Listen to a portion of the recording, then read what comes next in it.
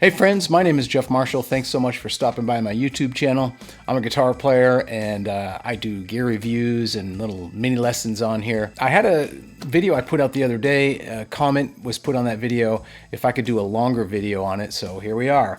And the concept I was talking about in that short video was called implying the 5 chord. And these are just little crafty ways of getting outside. Now I've been playing the guitar for a long time, so I've investigated a lot of things over the years. And, you know, I have my pet things, but I will say I'm not a jazz player, but I do kind of steal from jazz. I'm more of a blues rock player, but I really wanted to kind of get some clever ideas for playing outside of the normal sound that you're playing in. Now, I will say, you know, you always run the risk of overdoing it. So in some of the examples that you're going to see in this video, I might be overdoing it a little bit, but it's just so you can hear what these different sounds sound like. So I have 9 different clips using different devices to get outside of the sound, and I'm just playing over a static C minor sound. So some of them are implying the 5, but some of them are just common things that people use to get outside. Okay, so the first concept is pretty well known. It's called sidestepping. It's basically taking a pattern or a scale or a pentatonic, moving it up or down a half step, and you will definitely get outside there. It's not my favorite personally. I haven't really spent as much time on it because to me, it just sounds a little too obvious. I don't think I've quite conquered it the way some other cats have, but it certainly is useful and I do use it from time to time, so let's check it out.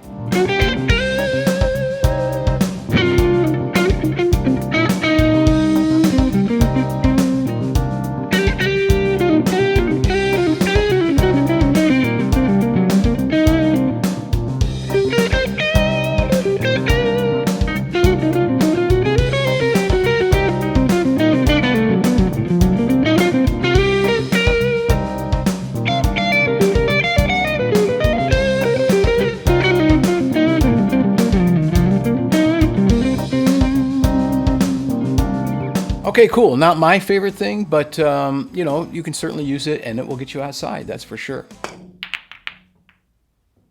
Another concept is picking maybe a scale that has some common notes. Like for example, if I'm playing kind of a C minor blues, I like to sometimes play an A flat minor pentatonic because they share one note. They both share the minor third of C. So the minor third of C, which is E flat, is the 5th of A flat, right? So that's one common note. All the other notes are not common, but that's one common note kind of keeps a little bit of a thread going on there. And sometimes you can use it as a pivot note to get from one sound to the other. So here's a little example of that.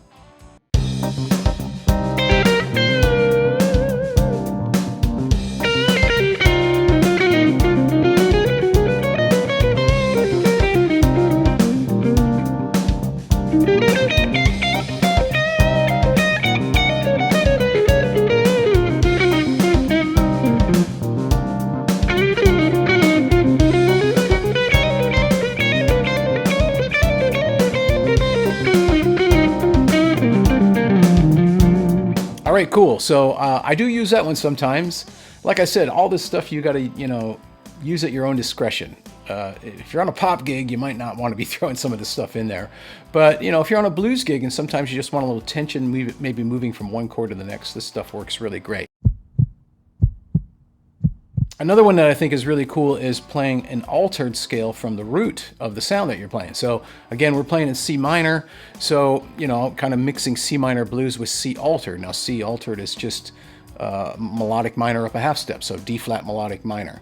So you got to get some of these patterns down and get some licks and vocabulary and stuff, but you can throw that in there and it'll definitely be some tension. So let's check that out.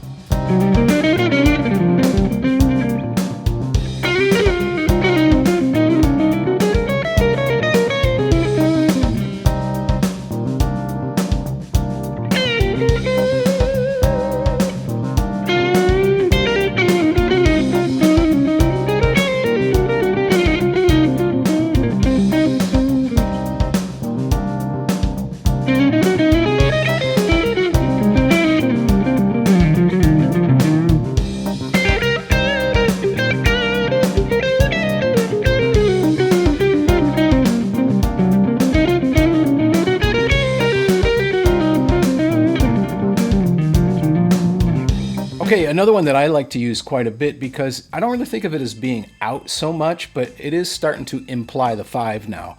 So if you're playing in a minor key and you play the 5 chord, so for example, C minor and I play the 5 chord G7, what you're going to get there is a modification where harmonic minor works, right? So C harmonic minor, you could play over that. Again, the 5 chord's not there, I'm just playing over a static, but you're kind of implying it with that C harmonic minor.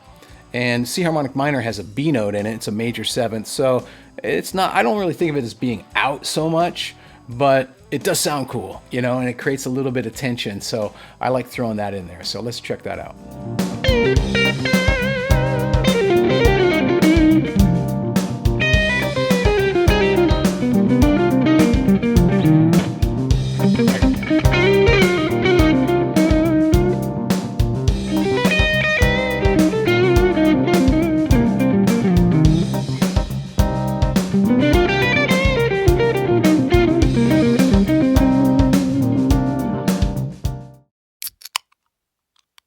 All right, another great device for implying the 5 or getting outside a little bit is just playing the 5 chord altered. So the G altered scale, which is just a melodic minor up a half step, A flat melodic minor. So if you blend that in with your C minor, you're implying the 5 chord, but with a bunch of alterations. Actually, all of the alterations, right? So this one, you know, again, you got to use this stuff judiciously. I'm thinking more of like if I'm playing over a static sound and I've got a good amount of time to explore and I'm starting to get a little stale with all this kind of like just minor sounds from the root, and I want to get a little bit out and create some tension. So this is another great way to do that. So this is G altered over C minor. Let's check it out.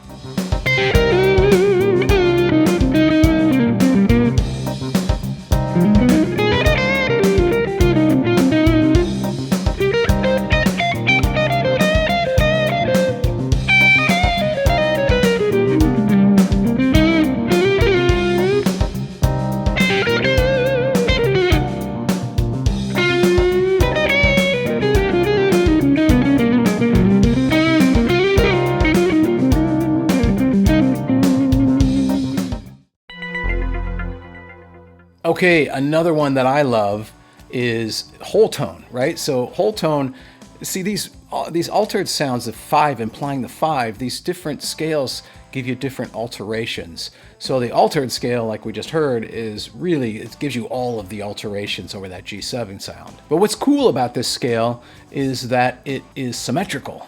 So the pattern, there's a little bit more pattern stuff going on there that the ear can hear. So even though there might be some tensions in there, the ear hears this patterns and kind of accepts it. So let's check that out.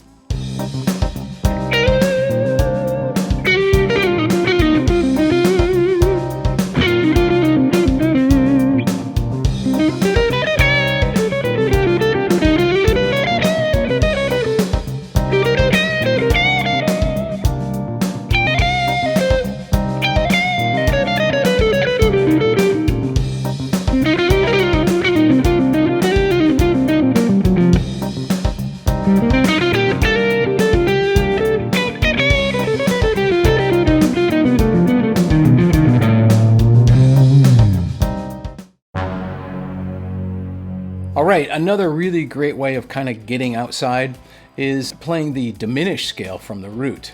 Now the diminished scale, a lot of people will say, well, it's got to be played over a diminished chord, and yeah, I guess that's right. But we're not here to follow rules, right? But if you take a diminished scale, now I'm talking about a diminished scale whole half, so it's a whole step and a half step and a whole step and a half step, you just repeat that, right?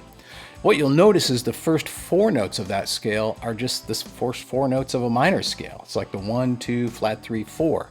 Now the next 4 notes are the outside notes, like you got a flat 5, you got a flat 6, you got a major 6, you got a major 7.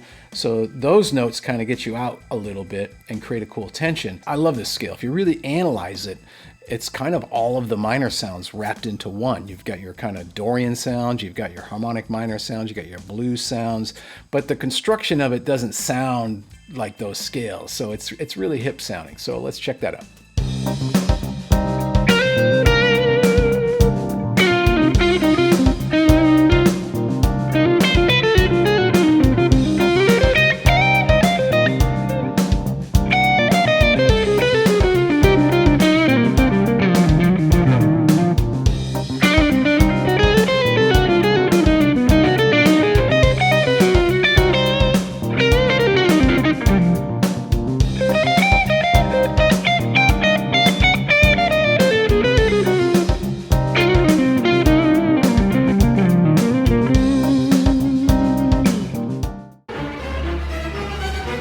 Okay, another great sound to play, just to kind of get outside a little bit, is the dominant diminished.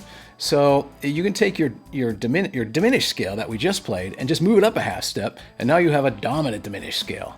And there's going to be some outside notes there too, but it works great over a minor chord. Also works great over a dominant 7th chord, like a blues or something like that.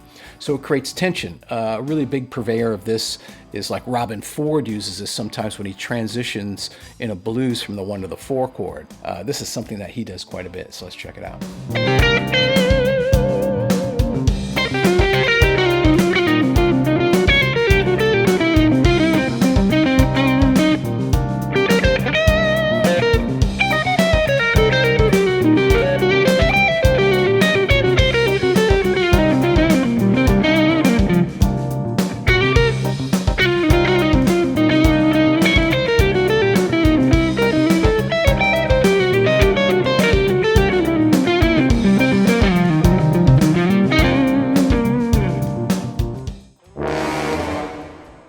Now, of course, going back to implying the 5, we could play the G dominant diminished, because that's kind of like G is the 5 chord, right? Dominant diminished gets you kind of a G altery kind of sound. So you could play the G dominant diminished. So if you notice what's happening here, when we played the C diminished whole half from the root, the C, and then we moved it up a half step and it became C dominant diminished. If we move it up another half step, it's G dominant diminished. And then it just repeats all over again. So basically, we kind of just justified all 3 of the diminished scales. There's only really 3, and then they repeat. So you can pretty much use any diminished scale, especially over a static sound. I remember one time in LA when I was going to lunch. I was teaching at MI, and I was walking out to go onto Hollywood Boulevard just to get lunch. And there was a performance class going on, and they were playing a song called Sissy Strut. And the teacher there was killing it.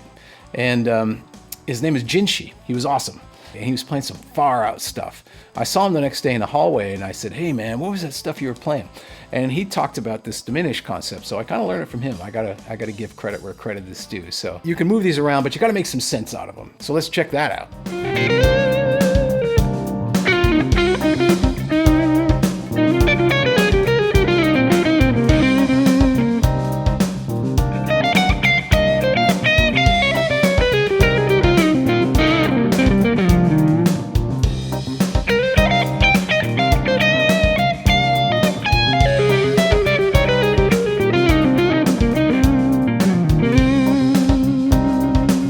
All right, cool. So those are some examples of some of the devices I use to play outside. Again, you gotta use these judiciously, because some of them are pretty hard for people to digest. So, but they can be really great tools. Now, there's certainly a lot more out there. There's a lot more concepts. These are just a handful here that I like to exploit, and I've been working on some new stuff too.